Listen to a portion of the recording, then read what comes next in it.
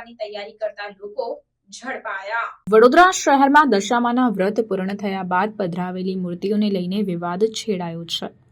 પાલિકા દ્વારા બનાવવામાં આવેલ કૃત્રિમ તળાવમાં વિસર્જન અને વધુ પડતી મૂર્તિઓના કારણે અવ્યવસ્થા સર્જાઈ હતી। ત્યારે આ કૃત્રિમ તળાવમાં હવે આગામી દિવસોમાં ગણેશ ચતુર્થીનું આયોજન કરવાનું હોવાથી જે મૂર્તિઓ પાણીમાં વિસર્જન થઈ શકી ન હોય તેવી અને પાણીમાં ઓગળી ન હોય તેવી મૂર્તિઓને બહાર કાઢી અન્ય સ્થળે ખાડો ખોદીને દફનાવવાની તૈયારી કરી રહેલા કર્મચારીઓને લોકોએ રંગે હાથ ઝડપી પાડ્યા હતા અને આક્રોશ પણ ઠાલવ્યો હતો। આપને જણાવી દઉં કે આગામી દિવસોમાં ગણેશોત્સવ આવી રહ્યો છે, ત્યારે આ પરિસ્થિતિ થઈ તો દરેક વોર્ડની અંદર ગણેશ મંડળના યુવકો ટપલી દાવ કરશે તો તેમાં કોઈ પણ નવાઈ નથી। જય ગણેશ। વડોદરા શહેરના સૌ હિન્દુ ધર્મના તમામ સનાતન ધર્મના હિન્દુઓને એક વિનંતી છે, જે તમે કોર્પોરેશનને વોટ આપ્યા છે, આપણા હિન્દુ સરકારના હિન્દુ મોદી કરીને આપણે વોટ આપીએ છીએ, એ લોકોના કઈ રીતના ધંધા છે તમે જુઓ।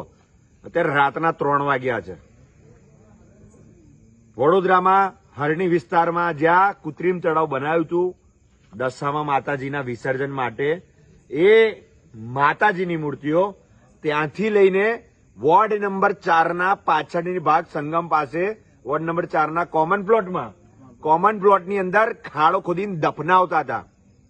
આપણા માતાજી મુસ્લિમ થઈ ગયા છે, એ લોકો દફનાવે છે, એ દફનાવનાર પણ આ જ કોર્પોરેશન। કોઈ પકડ્યું તો મારા ભાઈ પવને પકડ્યું રાત્રે, અને આ જો પવન ના હોત તો આ સક્સેસ થાત। અને આવું કઈ સુધી થાય? આ કઈ સુધી આપણે આવું બધું સહન કરવાનું?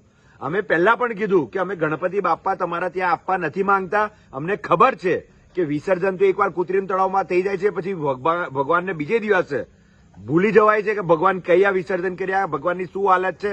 આવી રીતે કચરાના ઢગલા બને અહીંથી થઈ આ તો પવને ના પકડ્યા હોત તો માતાજીને દફનાઈ દીધા હોત।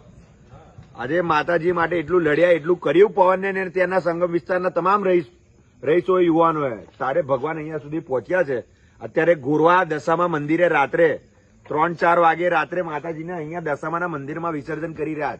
આ હિન્દુ યુવાનો ભેગા થઈને કે ભાઈ ધર્મ માટે બોલવું પડશે, લડવું પડશે, પણ આ સાલાઓ તો હવે એવું લાગે છે રાત્રે પણ પેલા બોટમાં આવું કર્યું, પેલામાં આવું કર્યું, ફેલિયર કર્યું, આખું વડોદરા ડૂબાડ્યું। એ જે માતાજીએ આ તમે જુઓ, જેને આખું વડોદરા ડૂબાડ્યું, એ માતાજીને ડૂબાડવા નથી માંગતા, એ લોકો દફનાવવા માંગે છે। અને દફનાઈને ક્યાંથી કાઢી મૂર્તિ તમે કહો પવનભાઈ? વોર્ડ નંબર 4 જે પૂર્વ ઝોનની કચેરી આવી છે, જે ઝોનના અંદર એ ઝોનના ડેપ્યુટી કમિશનર બેસે, આસિસ્ટન્ટ કમિશનર બેસે, ઘણા અધિકારીઓ બેસે, એ છતાં એ વોર્ડ ઓફિસની પાછળ જ્યાં આખા વોર્ડ ઓફિસનો કચરો ઠલવાતો હોય એવી જગ્યા ઉપર અડધી રાતે ખાડો ખોદીને માતાજીને ત્યાં નાખવાનું કામ કરતા હતા।